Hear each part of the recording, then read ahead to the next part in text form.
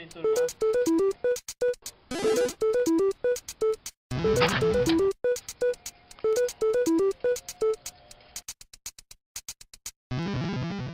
Meu nome é Douglas, estou aqui em Porto Alegre, ando no Parque Marinha, a minha pista minha pista local que eu mais uso mesmo é o Parque Marinha. Uso o quadro Hoffman Mantra, pé de vela Odyssey,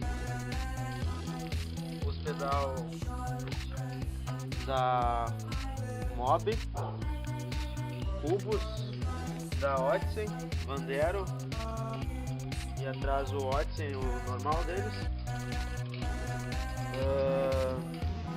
Na frente aqui tem o garfo da Odyssey, guidon Mutini, banco Eggs, o brake também aqui, eu uso o Odyssey, o Evo 2. Aqui no freio a gente tem a balaca também, a Odyssey, a transparente. Essa aqui eu acho pra quem usa freio faz uma puta diferença. Essa balaca aqui ajuda muito, ajuda bastante. Aqui o par de pneu eu uso, os dois são Max, na frente TH, Max sem arame, né? E atrás o Mihaki. Aqui na frente também a gente tem o Manete Odyssey, todo o grupo Odyssey, cabos, menos o giro. Aqui na frente também eu uso o punho, o Chase Hawk.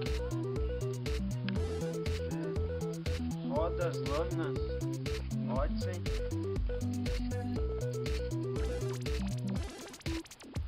Dianteira também. Bem dizer, praticamente eu uso acho que quase toda a bicicleta Odyssey. Não sei. Eu tive o costume de usar e sempre gostei, nunca me deu